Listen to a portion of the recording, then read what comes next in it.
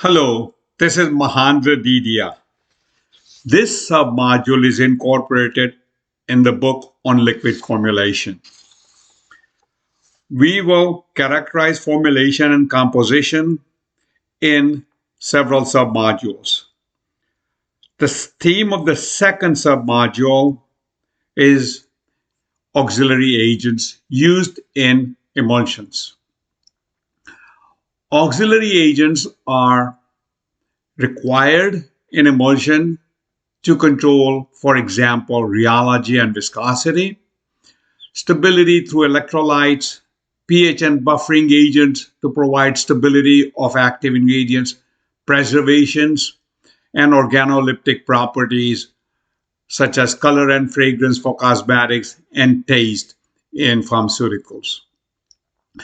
Auxiliary agents can influence the water oil interface significantly, and we need to be aware of that. We'll look at auxiliary agent used in continuous phase of oil and water in oil emulsions. The continuous phase requires the agents used in continuous phase should be soluble.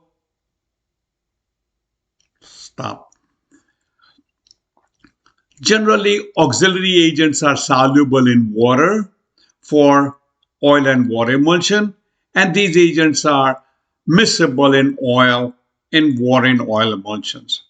Examples of rheology modifying agents are gums and water-soluble polymers, and we'll go into details of that in a few minutes. Whereas waxes, and there's a limited selections of polymer used in water in oil. Electrolytes, preservatives, pH buffering are generally incorporated in the water phase of oil and water.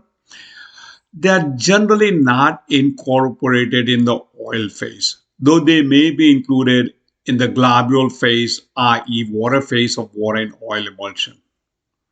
Sweeteners are used in pharmaceutical oil and water emulsions. Colors, flavors, and suspenoids can be incorporated in either oil and water or water and oil emulsions. In appendix, rheology modifiers and preservatives examples are contained. Let's look at rheology modifiers used in oil and water emulsions. Many polymers are used. They have fixative property.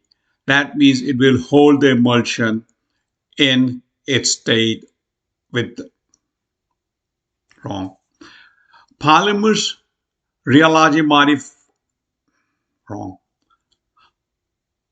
rheology modifiers with fixative properties are generally used in emulsion. Examples are copolymers of acrylic acid, for example, carbomers, cellulosic thickeners, hydroxyalkyls such as hydroxyethyl cellulose, sodium carboxymethyl cellulose, vinyl pyrrolidines, gums, for example, xanthan gums. These rheology modifiers disperse in aqueous system with gel-like properties. Let's look at what they look like. So polyvinyl pyrrolidine, when it's exposed to water, it will form a gel-like structure. And gel-like structure will enhance the viscosity of water phase in oil and water emulsion. Acrylates, they can be used either way in oil and water in oil emulsions, and they form hydrogen bond, as shown here. That provides it a gel-like structure and provides increased viscosity. Cellulose, example shown here is sodium CMC. CMC, when it's mixed with water, starts forming paste or gel-like structure. And we can enhance that gel-like structure with electrolytes. In this case, aluminum sulfate is shown, and one can see that aluminum here provides the necessary hydrogen bonding. And this provides the gel-like structure and increases the viscosity of water phase in oil and water emulsion. Rheology modifiers in water and oil, where oil is continuous phase, is really with hydrophobic pockets. Block polymers are used. They form hydrogen bonding with three-dimensional structure, shown in the right-hand side. They will interact with oil phase, as shown here, and they will trap the oil. Examples are polyamide polymers, acrylate copolymers, and acrylate citet copolymers. There are waxes that are also used: sorbitan oleate, hydrogenated olive oil, carbona wax. Those are commonly used. The H bonding and dimerization here with H bonding provides hydrophobic pocket that collects the oil. So oil essentially resides within that. That allows this structure to provide higher viscosity and modify rheological properties. Example here is shown with a cream made with carbomer and without carbomer, or an oil. And example shown here is with carbomer acrylate copolymer. Without addition of carbomer, it has a lotion-like property. It has the viscosity increases slightly, and then has a thixiotropic property as shear rate is reduced. Whereas with 2% carbomer, the viscosity increases and has an yield stress, which is essential in cream. And then it starts increasing without significant thixiotropic properties. So addition of carbomer, acrylate polymer, one can modify the rheology of it. Let's look at how this is let's look at in this video how these polymers work. We take water and add the viscosity modifiers. In this case, it's an acrylate polymer. Brand name is Geostyle E. It requires low mixing, and it can be used in a cold, i.e. room temperature process. Once we start mixing it, some of these polymers require neutralization. So upon mixing, we can add sodium hydroxide or arginine type compound to neutralize it.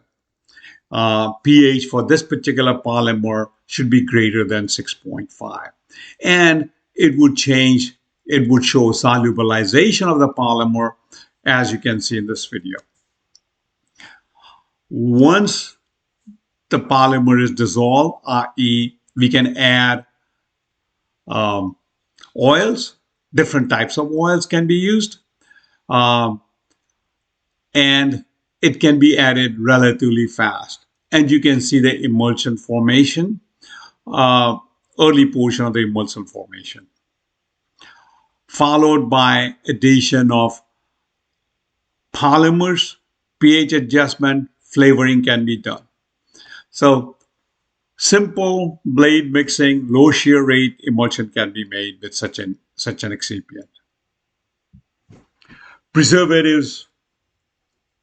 There are differences in use of preservatives.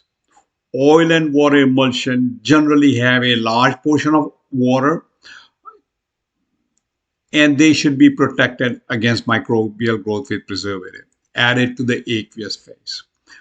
Water and oil may not require preservatives if the water activity is less than 60%. Wrong.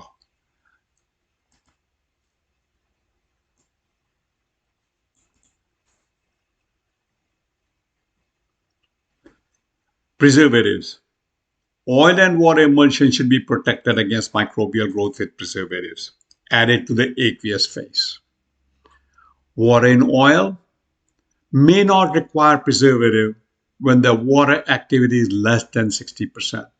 However, if water activity is higher, it is recommended to evaluate that emulsion for preservative need by preservative challenge studies.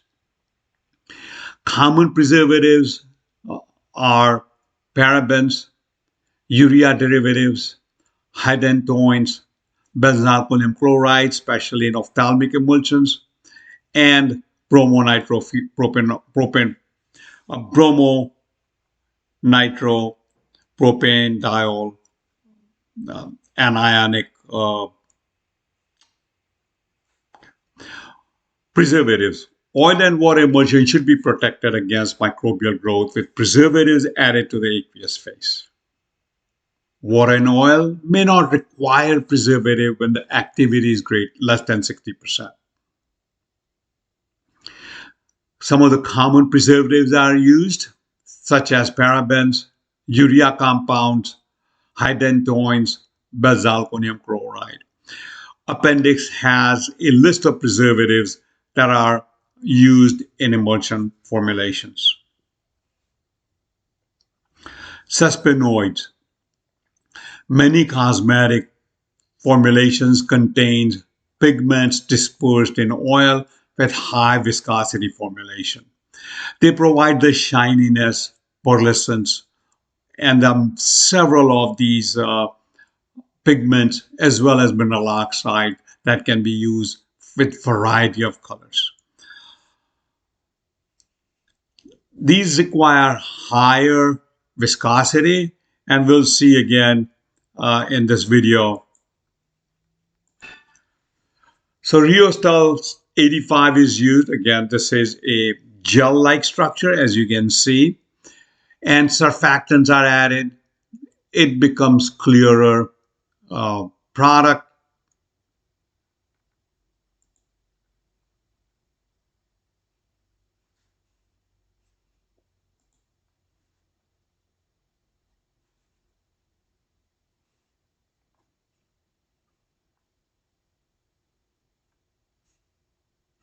In this video, we'll see rheology and how rheology helps suspending particles.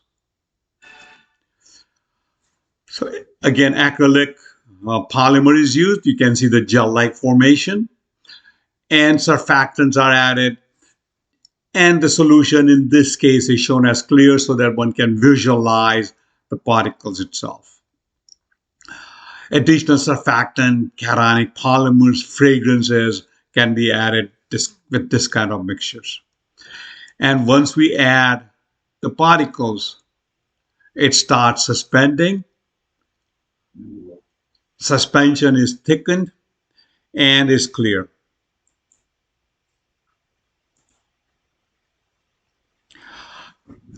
So higher viscosity provides 3D gel formation and provides suspension of the particles. Sweeteners are used in oral pharmaceuticals, and these are generally artificial sweeteners. Very rarely we use sucrose in large quantities.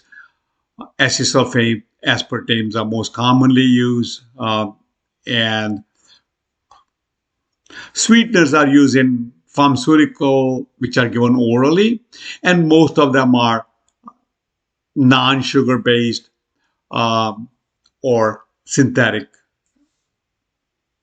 Sweeteners are used in oral pharmaceuticals. Generally, they are synthetic, so that smaller quantities are needed. Electrolyte and water and emulsion, they are added in the globule phase to control the particle size of the globule itself. For example, magnesium sulfate and sodium chloride will decrease particle size with electrical report. Says the electrolytes are added in water and oil emulsion in the water globule phase. They work by decreasing particle size or decrease the attractive forces in water droplet or reduce interfacial tension and thereby enhance the film strength between oil and water. Wrong. Start again. Electrolytes are generally incorporated in the water globule phase of water and oil emulsion. They provide strength to the globule itself by decreasing particle size or decrease the attractive forces between the water droplet or reduce the surface tension, interfacial. Electrolytes are incorporated in water globule phase of water and oil emulsions. They provide strength to the globule itself by several mechanisms. Decrease particle size, decrease attractive forces between water droplet, or reduce the interfacial tension. Osmotic agents are generally incorporated in double emulsion, and we will talk about that in subsequent modules. These are sodium chloride, potassium chloride, magnesium chloride, and sodium carbonates. They provide the osmotic balance between the inner water and outer water layers of the double emulsion. pH and buffering agent. They are generally used in the water phase, and there are several agents that can be used. And the compatibility of pH and buffering agents with the interface is extremely important. They will affect the interface itself, especially if non-ionic. Yeah. pH and buffering agents are generally pH and buffering agents are added to the aqueous phase of oil and water emulsion. The common buffering agents are organic acids, hydroxides, and many times in biological systems, peptides or protein molecules are used, such as arginine, histidines, glycine, and glycine hydrochloride. pH can affect the emulsion stability by affecting the surface active agent, so one has to be aware of that. Colors. There are several colors that are used in both pharmaceutical and cosmetic emulsions. Only FDA and regulatory authorized color agent can be used in medicinal and cosmetic products. Not only that, but there are restrictions on colors used in certain part of the body. For example, eyes, lipsticks, there are restrictions, and one needs to be aware of it. There are FDA guidances on color additives permitted for the use in cosmetics. Here's a couple of examples of it. FTC red can be used in eye area and in general, such as lipstick. DC violet cannot be used in eye area or in general use. So one has to be aware of this particular fact, where colors can be used and how much can you use.